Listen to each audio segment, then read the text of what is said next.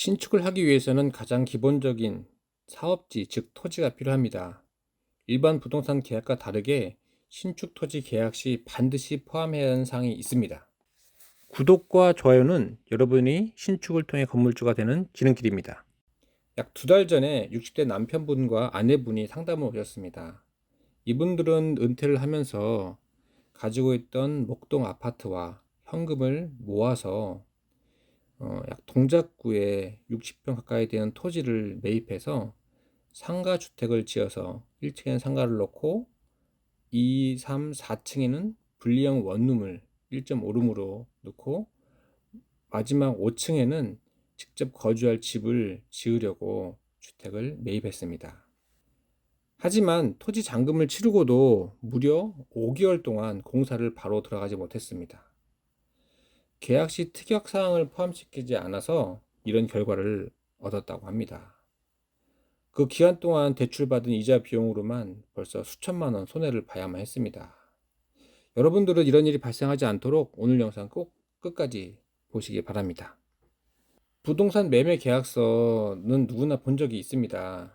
거래 대상물에 대한 표시사항과 거래 내용, 그리고 일반적인 부동산 거래에 관련된 사항들, 그 맨 하단에는 계약자 정보들이 있죠. 중개인까지. 이 중간에 있는 특약사항이라는 공란이 있는데 이 특약사항은 일반적인 계약사항보다 우선해서 적용하도록 되어 있습니다.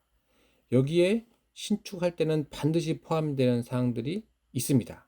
첫 번째는 명도 책임입니다. 명도라는 것은 부동산 점유권을 넘겨주는 것을 이야기합니다. 당연한 것으로 할 수 있지만 잔금을 치른 시점에서 기존에 살고 있었던 매도자와 세입자들이 있으면 안 되겠죠. 그러면 공사를 진행할 수 없잖아요. 우리가 잔금을 치르고 소유권이 넘어가더라도 세입자에 대한 이런 보호 측면이 있어서 바로 내보낼 수가 없습니다. 만약에 계약이 종료가 남았다면. 그래서 앞에서 사례자분 같은 경우에는 계약이 아직 남아있는 상태에서 잔금을 치르면서 이분을 명도시키기 위해서 무려 5개월간 시간을 끌었죠.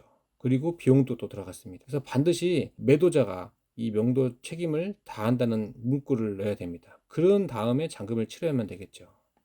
두 번째는 신축을 협조한다는 내용을 넣어야 됩니다. 우리가 토지 계약을 하고 잔금까지는 짧게는 3, 4개월, 길게는 6개월 이상 가게 됩니다. 이 기간 내에 반드시 해야 될 사항들이 있습니다. 신축 과정에서만 있는 거죠. 이 기간 중에 바로 건축 허가를 받아야 됩니다. 또 철거 허가까지 받아야 됩니다.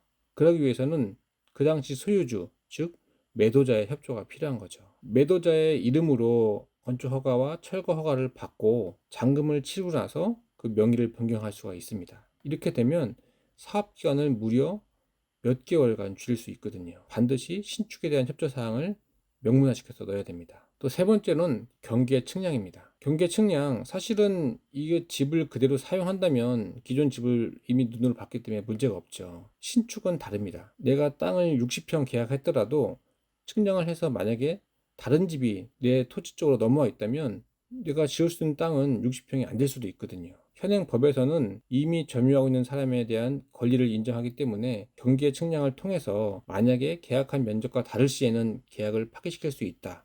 또는 신축을 할 수 있는 면적만큼만 잔금을 치른다. 이런 계약 조건을 반드시 포함시켜야 됩니다. 이 세 가지 조건을 포함시키지 않았을 때는 여러분들이 신축하면서 큰 곤란을 겪을 수가 있습니다. 오늘 중요한 사항 반드시 기억해 주시고 계속해서 리틀빌드 TV 사랑해 주시면 더 좋은 정보로 찾아뵙겠습니다. 감사합니다.